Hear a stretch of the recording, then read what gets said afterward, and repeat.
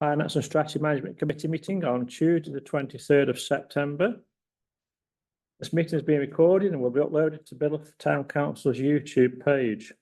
The aim of decision making should be transparent and in the public domain, which will involve more of the community and local democracy. By being in this council chamber, you're consented to be recorded and your images will be added to YouTube. Images and sound may be used for training purposes. Any views expressed are the speaker's own and not necessarily reflection of the views of Bill of Town Council. Please view the guidance on recordings and public meeting policy if you need more information. Thank you. First item on the agenda is apologies, and I have a few. Got Councillor Wood, Birdley and Jones. That's Crowley. Councillor Charlie Smith. Yeah.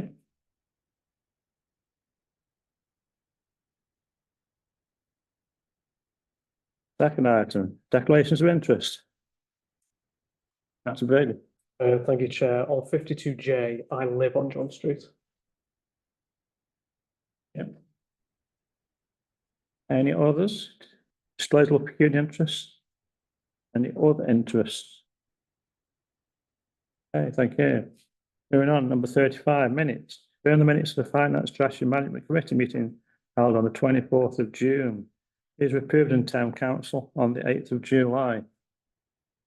I sign these as a true record. Yeah, move it, Chair. 36. Good VAT reconciliation for May, June, July 2025. All accounts attached for A.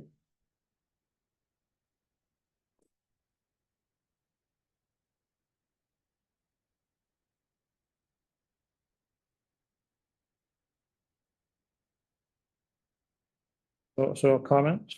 I'd move it, my Chair. Second that. Seconded. Both seconded. All in favour? Thank you. And on B, to receive the income and expenditure report to date attached.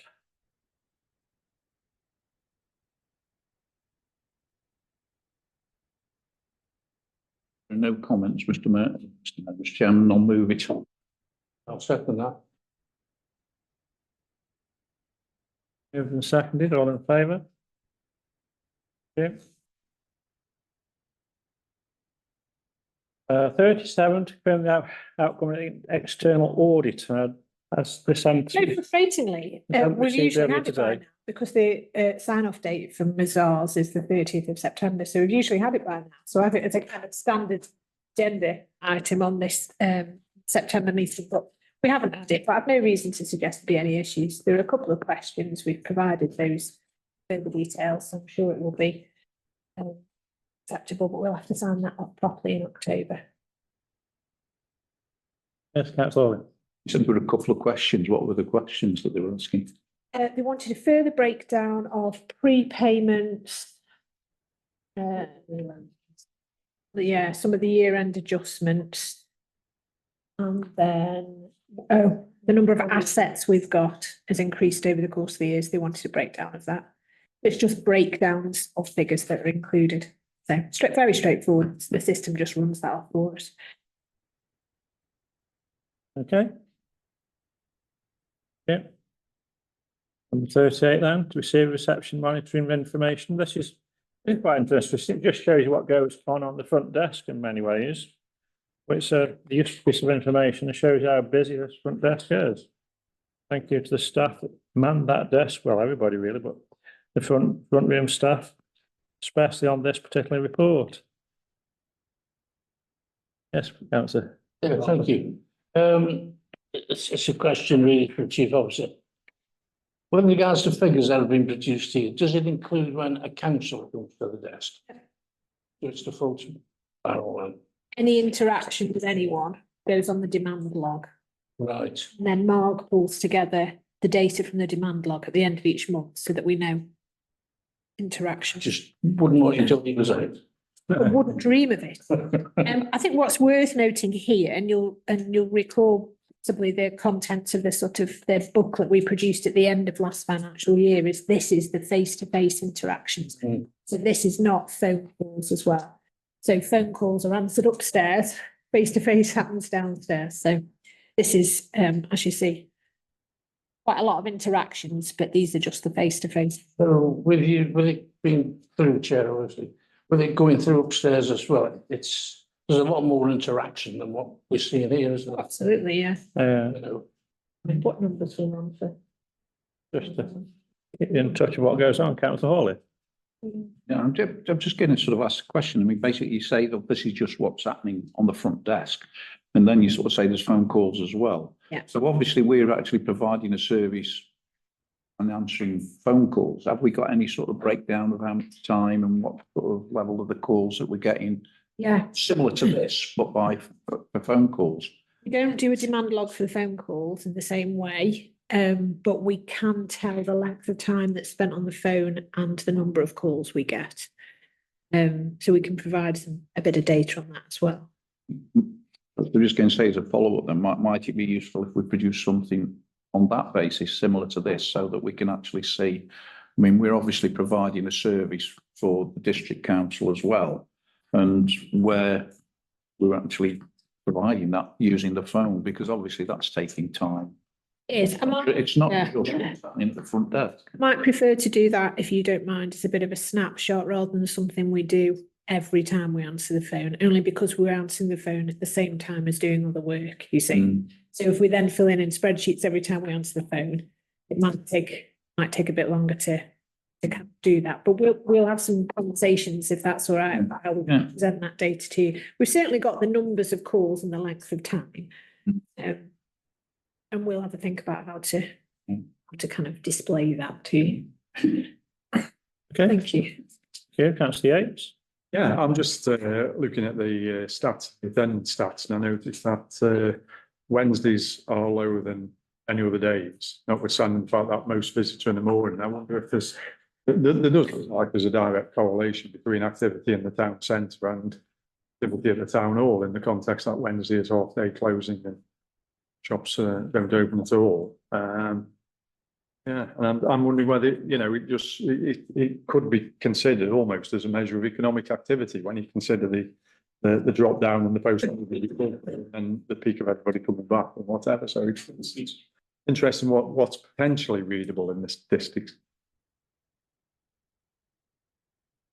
Yeah, the reception's not open on Wednesday afternoons, so that will be why. But the vast majority anyway are up until 1 o'clock. But, Yeah, I think people just get out and about in the morning, don't they? Come and do whatever business they're doing and then go off elsewhere. Okay, thank you, councillor Harper. yeah, getting back to upstairs, when you get a call, how many incidents do you create? I mean, is it just it's a 30-second, 2-minute job on the phone explaining things, or where you have to log something down and the resource is then used? Does that make sense? Yeah, it does. Honestly, there are so many conversations that we have on a day-to-day basis about a really wide range of issues. I think it would be beneficial to have some sort of measure of what that is, Yeah. to try and give you an indication of that. Yeah. Aside from just the raw figures, which I can provide for you, but just to kind of the range of things that people call us about. I mean, we get called about all sorts of things that, you know, that used to be the case. It's less so now, I think. I can't get through to the district or the county council, therefore I'm ringing you because I can find your number. We used to get a lot of that. We still get lots of people who, you know, they've had a bin collection that's been missed. So, you know, when will you come and collect my bin? So there's a redirection process there. We can make. So there's a lot of phone calls that for other people Yeah. that are not us that we have to. So really, what I'm sort of getting at is, it isn't a true reflection of the work you do. You do more than is. Absolutely. Well, this is just the reception figures. Yeah. So that's all that's presented to you here. It could be married together. It would show us really a lot. Well, you're more active than we think. Yeah, if that's right. You know what I mean? I hope I don't. Right, know that what you face. mean. Well, I think it's the mayor actually. So, Thank you. Councillor Jones. Jones. Jackson, sorry, it's me. I was thinking of what that Wow. something. So I was thinking it's a Freudian slip. sorry. go, Kevin, go. Have you been practicing that all afternoon? I've been winding you up, hasn't it? I had an email off Councillor Jones earlier. I was just thinking about what was on it actually. Yeah, I think the statistics are really interesting. The CAB ones are interesting. I'm wondering whether these are just inquiries about when CAB is open, or whether it's people who are actually attending CAB and, like mentioned, just say that they, all right, yeah. Connor's got an operational interest with CAB, yeah? Yeah, on the comment. Okay, oh, right. It's very, Yeah, Yes, well, yeah. that's brilliant. And the food bank vouchers as well is quite interesting, how that sort of peaked a couple of years ago yeah. around the Christmas time, both years, and then has really sort of quite tailed off quite considerably. I'm just wondering, what can we read into that, or is there anything we can read into that? Is the economy picking up? Are people finding different ways of, finding, things that they need in emergencies and all the rest of it? That to me is quite a really interesting trend, how that started off very, very low and peaked at the end of the year, 64. And then the following Christmas it's 47, and so this year it's down 18, 15, 16. So that's really quite an interesting trend. And I'm just wondering what's the reason for that trend, and nobody can really answer that, I don't think. But Make a guess. We are, because the number of vouchers that people have now through the food bank has been reduced to 3. So they can only have 3 in a 6-month period. So my guess is the peaks at Christmas are when people are really struggling food-wise, and that they've tried sensibly to use their 3 vouchers at a time when there's more pressure on them for other reasons. so in 23 then, Yeah. you could have what, more than the 3 vouchers then? Yeah, from the 18th of December 23, it reduced from 5 to 3. Thank you. Thank you, Councillor Brady. Just to acquire an interest for, I'm on the board of CAB, but I just think it's important to know that we probably didn't see how much traffic CAB got or how important they were to the town when they weren't in the town hall. And it's interesting how important they are and how many people do come to visit CAB now they're here. Thanks for that. You do see some regular faces, and obviously much needed, but you do see regular faces down there, really. Okay, any other councillors? No? Moving on then. Keep that information. 39. Consider the public participation section of the town council meeting must include the county council representatives. Now, it's been considered that we put the county council section on full council, either in the public participation, or even on an agenda item for the first 10 to 15 minutes, decisions to be made, whichever you think would be better, or just leave it as it is before the meetings. Councillor Jones. Jackson. Sorry, Jack. Okay. Harry, soon as said. Mustn't say make that mistake again. Councillor Jackson, sorry. Okay, yeah, I came down to the last full council meeting where one of the county councillors was here, and for me, it didn't work at all. There was people sort of bouncing stuff off. He often couldn't hear because somebody was chatting to him right next door to him, so he couldn't hear what the questions were. I think at least with the other way that we had it, they're up there. It's chaired, so people aren't finding things at them all at once. So it's much more structured. And also we've got a record of what they say, which we haven't got with the system that we've got now. No. I think that's really important. I think the members of the public should know what's being put forward to them, no matter who they are, to be fair, which they don't in the system that we've got so far. Councillor Yates. Yeah, I entirely agree. I mean, it's more of a surgery where we say, look, this is an issue we've got, this is an issue we've got, falls on the county, what are you going to do? Nothing's minuted, no response is ever forthcoming. And it is a little bit of who can sort of get in with a comment, and then time erodes, people are coming and going in. So that's actually quite disruptive. So I think it does need a structure, and importantly, it does need sharing.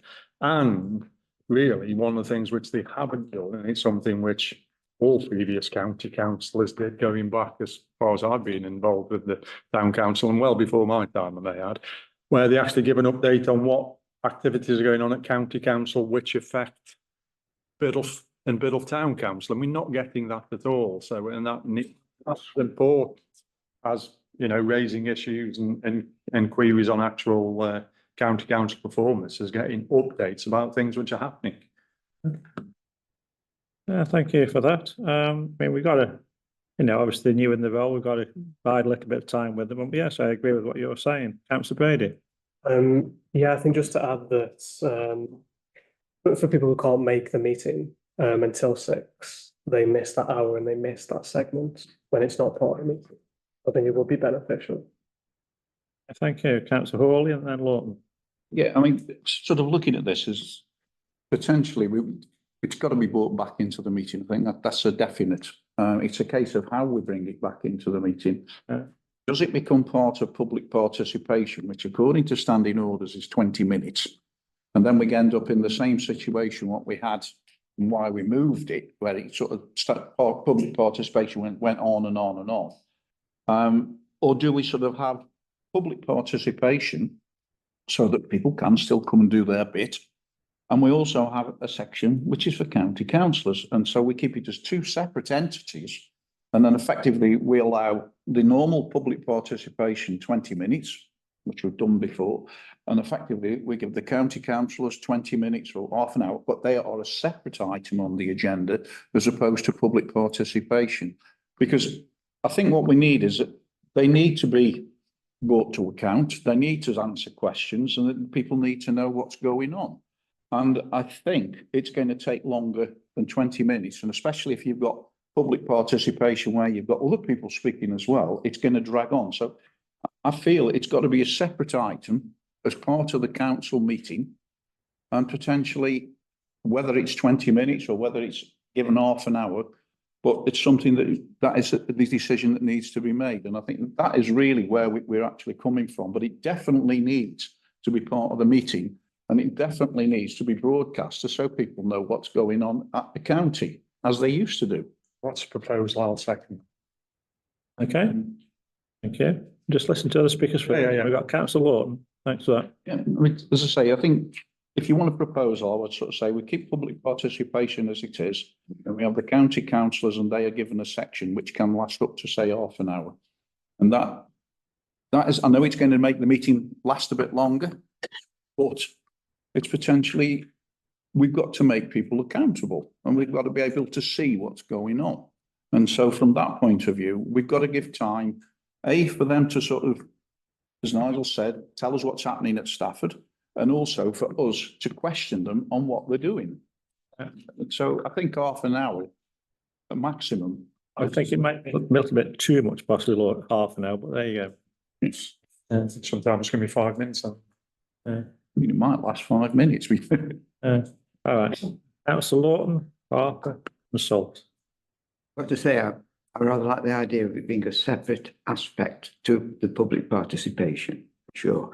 Not least because I feel there ought to be some predetermined structure to it.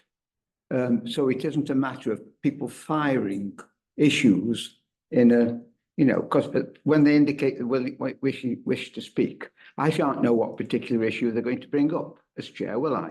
So ought there to be a bit of a structure to it? So we say, right, are there any issues relating to our experiences? Road maintenance is about half the issues, and hear those and then move on to other aspects. You know, an experienced county councillor, Yates, might be able to suggest the headings that we ought to be running through, you see. So that's just one idea. And I think the other thought I had was that it's important that we have feedback from points previously raised. Because I think that's part of our objective, if we're honest, is to see, has anything been done? We've identified things in the past, we've raised them, now, has it happened? Yeah. Those are my thoughts. Yeah, well, obviously, if we get this passed this evening, then it'll have to go into full council next month to be adopted the month after, which will be up to them in November. So we can sort out the finer details, and just get in principle to go ahead with this idea. Councillor Harper.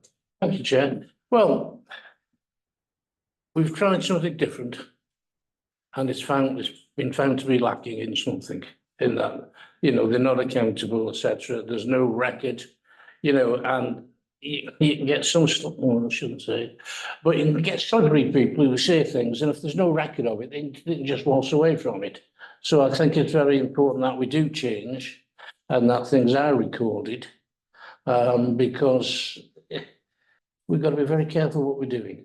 Yeah. And I'm afraid, I mean, we've got two ex-county councillors here. We forget Kevin, but he was there. Mr. Jones. Mr. Jones. Oh, sorry.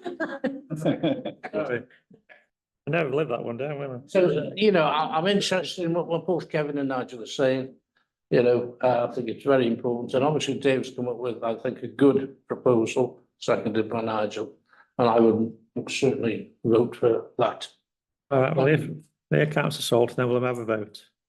This all sounds wonderful, but there is a danger that the county councils won't turn up for that section of the meeting. I mean, don't get me wrong. I mean, that would be their prerogative, and that's to the detriment of democracy. But there is a danger.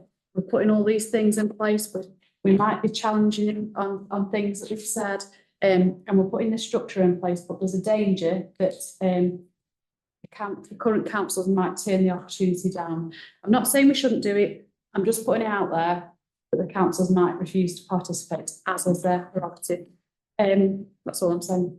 All right, thanks for that. I mean, you know, I hope they turn up, but if they don't turn up, it'll be recorded for everybody to know that they haven't turned up. Councillor Hawley. Yeah, I mean, that's the sort of thing I would make. I mean, the point I would make. I mean, I quite accept that what you're saying, that the opportunity is there, even as it stands now, the opportunity is there for them not to turn up. The thing is, if they don't turn up, potentially they're seen not to turn up. And effectively, I think that doesn't reflect well on them if they don't turn up. So that's the way I look at it, is potentially the opportunity's there. And I think if they don't turn up, then the public will see they're not there and they're not turning up. And that's sort of the way it moves forward as far as I can see. And I think potentially we're giving them the opportunity to come and tell us what's happening, and basically for us to ask questions, for them to give us answers. And so I can't see any way. And as I say, if they don't want to do that, there's nothing we can do, whichever way we look at it. Councillor Proudham, then I'm going to a vote in a second. Yeah, to be fair, Councillor Woolley's said a bit of what I was going to say. I think it really is just about providing them with the opportunity, and if they don't take that opportunity and engage, well, you know, that's a sad state of affairs. But you know, we get the opportunity to call them out over that, and as you said, the public can see that they are not willing to engage properly with you know the organisation that represents the lowest tier of democracy and bill. So, thank you, Councillor Jackson, last speaker. What are you saying? I just wanted to test you, but yeah, I was I'm just going to say really, there are no evening meetings at the county at all. The only evening meetings that might be a county, if it's a political thing, a political meeting. So, and all parish and town councils across everybody's division are virtually all in the evening. So there is a synergy there that they are available when town and parish councils actually meet. And it should be part of their role actually to engage with them. I can understand, you know, if they can't get to everyone, nobody can. And also if there's parish council meetings, say in Brown Edge or Endon, that happen to be on at the same time, that they can be spread a bit thin. And you can understand that, and you know, you take that on board. Thank you. Well, I'm proposing a second that we move it to all council as an item with a time slot, not a public participation, just a county council slot. Is that what we're agreeing to do? Vote. That's all. Just ask for clarification. So this won't happen for next month, because it'll have to be approved at full council. It's in November before it takes action. November would be the first. All in favour to do that? Thank you. We shall do that then. Yeah, just on that point, Sarah could write to both the county councillors, say, after the next full town council meeting. But I don't know, informally, sort of mention it to them that, no, they'd get mixed up if we did it that way. After the next town council, we get in touch with them and say, this is what the town council, and see if we can get some response back from them and say, you know, if it causes them any problems, what then problems may be. Okay. Okay. Thank you. Moving on then, number 40. As you know, quite a while ago now, the railings around Albert the Monument were damaged quite badly in one section. We've had a quote to repair these railings. It comes on at £1,662 plus the VAT, just under £2,000 with the VAT. And there's consideration here that we approach Mullins partnership for some money, hopefully 50%, to try and repair these railings. Chief Officer, please. Chair, can I just declare an interest as a member of the panel of Mullins Partnership? Myself as well. Yeah. We're speaking on this. Two interests there, Harper and Yates on Mullins partnership. Thoughts, please, that we just want to go ahead basically to approach Mullins partnership for 50% of the cost, at least to repair these railings, Councillor Salt. We support that, but did we get to the bottom of who owns it? And did we say that before we did anything on it, we'd have to establish ownership? Have we established ownership yet? The difficulty is, if I may, Chair, nobody really owns it, but the town council, such as it was 100 years ago, was the one that raised the funds to install it. So it's on county council land. When we've asked them about that, they say they own the land underneath it, but not anything that's installed on, so they don't own the memorial. So but that was paid for through public subscription organised by the town council. So I think as far as ownership, that's as much as we're going to get, but I think it feels very much as though, I mean, we have it cleaned, we maintain it, we update the kind of the right, you know, the boards. I think we've agreed previously it looks most likely it's ours, or at least it's nobody else's. But have we been, sorry, through the chair, have we been able to get it insured then now since that? Because the reason why we're in this position is because it wasn't on our thing, our insurance policy, because we technically didn't own it. So resolve that now for the future. I will add it to the insurance valuation. Yeah, it's I don't know what paperwork they'll need from us, but that was a kind of one of the discussions to have. And then I've not been able to, nobody else has claimed it, put it that way. So I think we as a town council agreed that we would take that on. I'm happy to support on the condition that we put it on our insurance and the same position. Point taken in. Dr. Chatterton. Yeah, it mentions about touching up the memorial panels. What other damage is there to the memorial itself that needs to? Is there some other piece of work there? Oh, I think he means the other sections of railings. Just smarten it all up, I really. think he means the panels of railings rather than the. Okay, so it's not repair to all the memorial itself, because No, I know that it does read a bit like that. yeah, It's only the railings that need.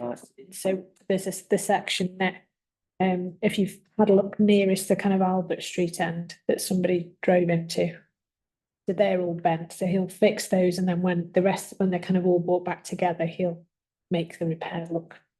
I think I understand. Yeah, so it doesn't look like a repaired section if you to smart it all up while it was there. Okay, thank you. Councillor Hopkins. Yeah, just for clarification, really. Do we know how it got damaged, and is there any way of finding out? I don't know. Has this been answered before? Don't know. Can't remember. I can't remember either, but we've no way of knowing who did it because the CCTV camera that's directly above it wasn't working. Unfortunately. So we can't do anything. We did try and get nowhere with this, unfortunately. And obviously the person who drove into it, leave any. the Morelands partnership better not say, you know, we won't. Okay. 50%, it was their fault, we couldn't put it back. Councillor Harper. Thank you. Yeah, it all hinges around the ownership. You put it on our insurance policy, we have effectively taken ownership of that, you know. And I can remember some time back, we even thought about, you know, like they got a bill for that little lamp light set in the floor, that you could have a light there, which would also illuminate the monument slightly. If we need anything else doing, why can't we do it all at one go? Well, the ironwork man just wants to do the ironwork, doesn't he? Yeah, but you know, if you're looking at things piecemeal, fair enough, and it'll go on till next year and the year after, and yeah, when we're taking over, I suppose. But you know, if we got the opportunity to do things, let's do them while we're doing it. While there's no monument there, no railings there. You know, I couldn't see a great problem with having one of these subdued lighting things going on to it. It would look quite nice, I think, at night. It probably would. It's probably a big little job getting power to it and all this palaver, really. Well, I don't know, you know. You'd have to do a lot of digging up, find power and tap into other supplies, and I think like there's a PowerPoint there already. Something about faint heart never won. Mm. You know. Keep that in mind there. So, we'll keep that one in mind. Councillor Yates. Yeah, just going back on Councillor Harper, I would tend to agree. However, starting to get on a daily basis the experience of trying to get a power supply to projects which we're working on at Stanton Morelands, the cost and disruption, especially as the county council seem to be banning unnecessary roadworks in November. Perhaps there's Christmas shopping weekends, something like that. I think the cost would be, you'd cry at the cost to get a supply, and also the disruption and the fact that you'd have a black line leading through, you know, from the repair, so to speak. They wouldn't want to feed it. I can't imagine they'd want to feed it off the signage, which is reasonably close down there, and also the aspect, you know, they'd have an argument about who's paying for the electricity. I think those. Also, I was going to say is that we are classed as a community organisation in the context of county council grants and things. Perhaps tapping up one of our county councillors for the other half from their community initiative fund. Not a bad idea. I think we should do it. Because the county council have got a degree of responsibility of that area. They can't completely abdicate that just because it's convenient for them, and then that way it's of no cost to us, but we move it forward. Make an inquiry. Just come back and I'll bring Councillor Hall in, yeah. Do you have to come back on that? Yeah. Then? Well, I was just thinking, we're gonna have replacement railings. Yeah. Oh, no, repaired, not replaced. Well, come on. They're very old. Yeah. Last time. I'm just worried in case we get another bump, you know, Can be insured. and we got, insured. It's going to be insured after this work. Yeah, how long did it take us to get the gates from the cemetery sorted out when that was bumped? It takes nothing simple, not with this council anyway. I'm not the knocking the staff. The church gate hold up, it was a car that did it. And it was the car's insurance that held the project up. We knew we'd done that. We don't know who's done this one at all. It'd be even longer job. Well, I don't know, but the insurance holding the last one up through the car insurance. Because when if I may, when you're talking about that, there's the Insurers Association where they all put money into a pot, which covers things which haven't been insured for damage, usually cars and what have you. So there is a pot there with the Insurance Association. That's law, by the way. All right, we've got made notes anyway. We'll make inquiries. It's all there so on that one at the moment. Okay, Councillor Hawley. And I was thinking, following up on Ken with the putting lights on, can't we do it and put solar lights on there instead of actually having to dig up the road to put an electric cable in? That's the first question. Something to think about. If you want to put lights up there, rather than digging it all up, stick a few solar lights up. We're gonna have a great big solar panel on his back though, that's the problem. The other question I've got is, basically an application to Moorlands Partnership? I mean, the price is just under £2,000 in total. How much are we expecting Moorlands Partnership to pay? Are we You can get 50%? Up to 50%. Up to. So that's why we're asking if we can go ahead and see what we can get, really. Yeah, moved. Mr. Jackson, seconded. Yep, second that. Ready, all in favour? Is that the caveat of getting it insured? Yeah. Yeah. Voted on. Yeah. All right, just checking. Thank you. Moving on to 41, the policies. If we go on to 8, we have the new modern slavery policy. This is the new one, really, and there's actually 9 black number of dates, to be fair, on all of them. But at the moment, this is the new one in the pack, or newish. I think we've seen it once before. Modern slavery. Any comments? Councillor Hawley. Not so much comments on it. It seems quite. I was just sort of wondering, has this been sort of done from an existing template somewhere, or is this something that you've yourself? Is it based on what other councils have got?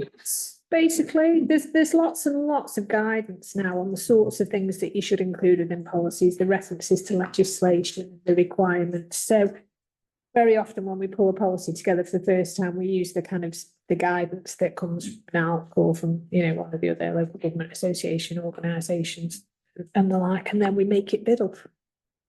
Because the law is the same for everyone, isn't it? So there isn't too much messing around that you can do with it. Yes, so in the main, what we're saying is this is what other councils have got. Absolutely. Yeah. Yeah. It was, I think we mentioned it once before, but this is the actual policy. Yeah. Yeah, you haven't got a policy. Yeah. Okay, Councillor Harper. Yeah, on 1.3, where we're looking second line down, when it goes on about, it goes further than existing law. So is this bit that's further than the existing law? What is it? Please. We decided we would pull together this policy off the back of our membership of the cooperative councils group. Now, we're not required to be a member of that cooperative councils movement. We're not required to sign up to the cooperative parties charter against modern slavery as a town and parish council. We are the lowest level of local council, so we're not required to do it. But as far as we're concerned, that would be really good practice to do it. So we go beyond what our requirements are, in order to ensure that we're, managing this robustly. What's going around with me is that if the law is the law and we work within the framework, then we're sound. Yes, of course. But when you're going past that, is it uncharted waters? What would we be doing or getting into? No, I don't think there should be a concern there. We are within the law with what we're doing, but we're also signing up to say that we are against modern slavery. So we are. No problems with that. No problems with that at all. It's just where it says we'll go further than the existing law. All right, what are we doing? We're signing up to being against modern slavery. We don't need to sign anything to say that we're against modern slavery. I don't think I'm explaining myself very well, actually, but I can see I'm banging my head against the wall. Well, if you work within the framework, you work within the framework. Yeah, it's abiding to the new law, basically, to the existing law. Yeah, it's for clarity, it says so in second line, Ken. We as a council proactively check our supply lines. So people that we deal with, we will check with our suppliers to make sure that they are not doing anything that's outside of the law. That's basically all it is. Well, how far do we go to check these things? I mean, if I'm buying we're buying an article or whatever, and it was made in I don't know, an Eastern Bloc country or India or somewhere like that. How do we get to the point of start, the point of issue? To me, it's a little bit empty in that respect. I mean, how far do we go? Well, the law. Then the law. has jurisdiction within the United Kingdom. That's how far we go. Hmm. This law has no jurisdiction outside the United Kingdom. So we can't vet whatever happens in China, whatever goods we bring over to the UK. We just have to make sure that the supply line that we use in the United Kingdom is signed up to the modern slavery policy. We have no jurisdiction over any other nation state. I find that very, I accept what you say, Joe, I really do. And I can waffle on about this, Alright, but, thank you. Do you wish to speak, councillor? Did you have your? Alright, okay. I'll fight after it. All right then. Any more queries? Moved, councillor Jackson, seconded. Councillor Yates in favour. Thank you. Right, moving on to B.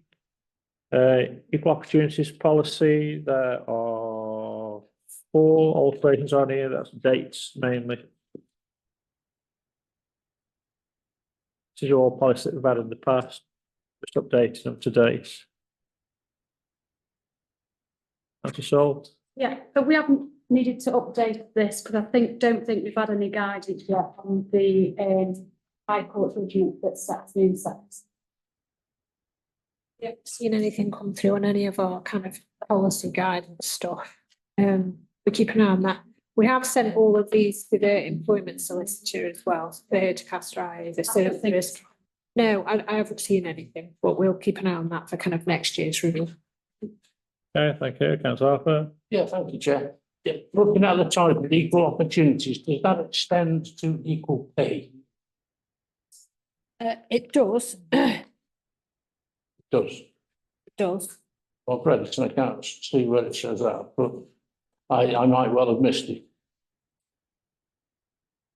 Because it's still a thing, isn't it, where men are paid more than women, and that should not be. It should be equality in the true sense of the word. 3.3, as an employer, we are committed to ensuring that we provide equality of opportunity to all in employment. Through our recruitment policies and practices, we will aim to eliminate barriers and encourage applicants from all sections of the community. And there's a list of how we'll achieve that through appropriate recruitment, consideration of appropriate skills, consideration of underrepresented groups, ensuring all employees receive fair and equal treatment in relation to their employment, regardless of whether they are part-time, full-time, or employed on a temporary basis. Taking action against incidents of harassment, bullying and discrimination, taking disciplinary action against employees who discriminate against people who work or seek employment from the town council. Let's carry on. Okay, No, that covers it. Chair, I draw my clause on that one. Thank you. Something I have missed. All right, no worries. It was 3 o'clock this morning, so. No worries. Have a close on that. Yeah. Councillor Harper, all in favour? Thank you. Going on to C. Procurement approved suppliers policy. There are 6 alterations on this. This is including dates, don't forget, as well. So there's not a big lot other than dates, really. No, procurement regulation thresholds change year on year, so we just update that.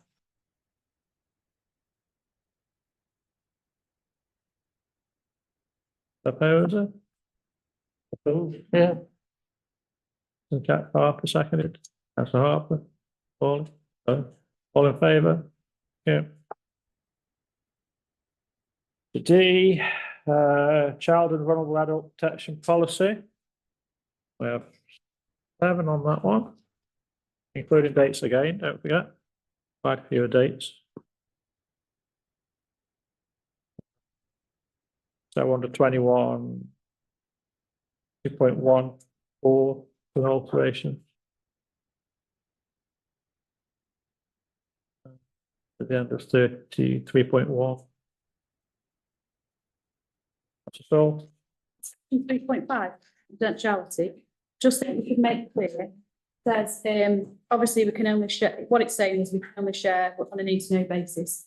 It says, with anyone other than those connected with a formal investigation. But then on another occasion, I know what you're getting at, we don't investigate, we pass it to the agencies to do the investigation. And therefore, I think to make it explicit, we should only be sharing information with the Chief Officer of the Police or Social Services. Those are the only 3 people that would be involved in an investigation or that we could share information with. Okay, so which bit should we change? Just put a 3.5. formal investigation, brackets, chief officer, police or social services. Okay, noted. Just that just clarifies that we're not discussing it with another member of staff or a councillor. Okay, in favour of that, everybody, yeah? Need a proposer a second. Or proposed councillor Salt, I'm guessing, do a second for that. Yes. Councillor Brady, in favour? Okay. Disciplinary and grievance policy on E. It's 5 on that one.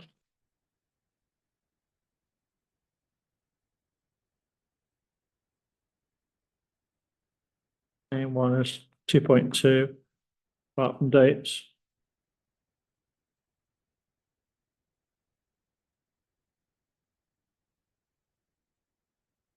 On the chair, Don't move.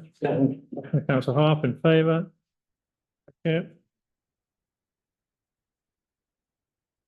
Partnership protocol on G. You haven't done F yet. F to do yet. Oh, sorry, miss. Flexible working hours, sorry, yeah, sorry. Flexible working hours.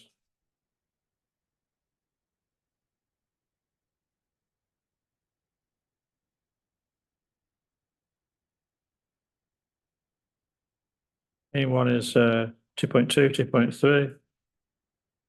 Hours and dates. And 0.11, 3.12. That's all. 2.3, I'm guessing it's come from somewhere. But would that, so it says this will not participate, this will not permit them to participate in this scheme. What if it was someone with a protected characteristic? Are we in muddy water then? Because under equal opportunities, you're allowed to request flexible working if you possess a protected characteristic. Let me see what the solicitor says on that, Yeah, just to make sure we're really clear. yeah. Take advice on Because that. it might be, you could word it like, ordinarily, this will not then permit them to participate in the scheme, but consideration and be given us something, I don't know, just some wording where we're not completely excluding people with protected characteristics, but equally it's not custom and practice. So we're not ruling it out, we can have a conversation, but if the business doesn't permit it, which is the only reason why, so if the business can't bend to permit it, which is the only reason why we could be inflexible, but let's not rule it out completely, because if we rule it out completely and say no, and someone goes to an employment tribunal, we haven't at least tried to bet. Consider it, yeah. Yeah, All I right. just wonder, yeah, if we're too inflexible with that, we need to change the wording slightly. Okay, Take advice on that, I won't get back to you, okay? Yeah. On that, first and second? Yeah. Alton Harp again, all in favour? Yeah.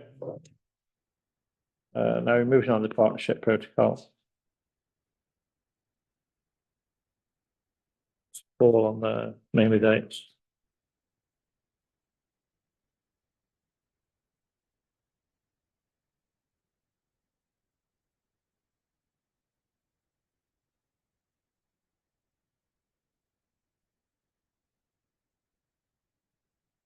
All okay? Yeah, Richard. Harper, seconded. Yeah. Okay, councillor Hall, seconded. Favour? Yeah. Investment strategy, the last one, H. 6 on this one, that's it.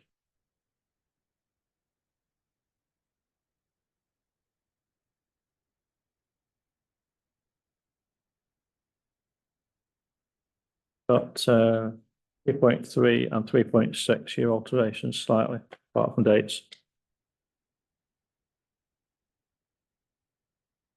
Move it. Good. Councillor Harp in favour? Yeah. All right then. Moving on, standard agenda items, consider disposal of any assets. Don't think there's any this time. well, we'd just like to mention the VAX, Okay, which we inherited when we inherited the building, and so it absolutely doesn't owe us anything because it's been absolutely used and abused. So we've purchased a new one, but we'll have to seek your permission to dispose of the The old very one. old, sad, dead one. Max, Max. So, yeah, Is it? opposed, Councillor Salt, second Councillor Harp in favour. Thank you. Okay, goodbye, Vax. No, Force to be, confirm approved supplies of procurement policy, not this time. none this time. Thank you. And that concludes the public section of the finance meeting.